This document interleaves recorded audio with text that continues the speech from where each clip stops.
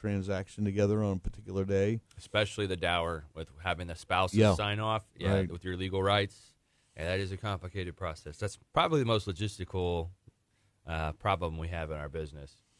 It's good old dower rights. Yeah. Well, Ohio is one of, I think, 5 or 6 states. I think there's 3 states now. 3 states? Yeah. Arkansas. It's Ohio, Kentucky, and Arkansas.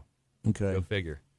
So explain what Dower Rights is. Yeah. Dower rights, so when you're married, legally married, your spouse, any assets as far as real estate, your spouse has rights to the property. So but real estate specifically. And when you're married in the state of Ohio, you can purchase real estate. If you're paying cash, you can purchase real estate without your spouse. If you're buying with a loan, the lender's going to want to have your spouse's signature on the loan documents, whether they're on the loan or not. They still have legal right to the property. And then when you go to sell a property in Ohio, your spouse has to sign their rights. So even if they're in title or not, if you're the only person in title, you bought the house before you were married, you got married after owning the house, and you go to sell it, even though your name's the only one in title, you bought it yourself, your spouse still has to sign their rights of that property away. So that's Dower Rights kind of in a nutshell. And I explained the situation that happens to us almost every day, where we have someone selling, and either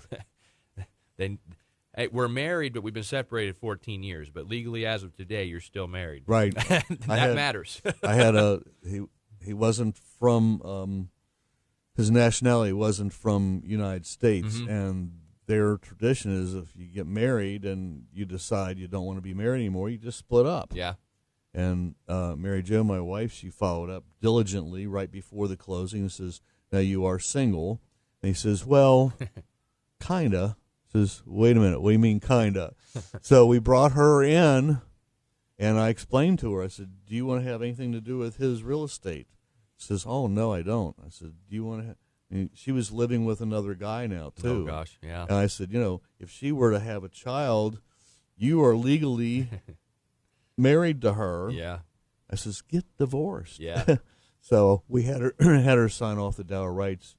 Another situation was a veteran buying a house, and he was getting divorced. The divorce wasn't finalized yet, but he was going to be buying the house before the divorce was finalized.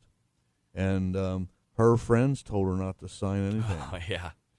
Yeah, that's so, the fear. Yeah. It's like, are they going to cooperate? And how do we resolve this issue? She says, she was going to right up until a week before closing, and her friend says, I wouldn't sign anything for him. So we had to put the house in a trust and close. To bypass the Dower, right? Yeah.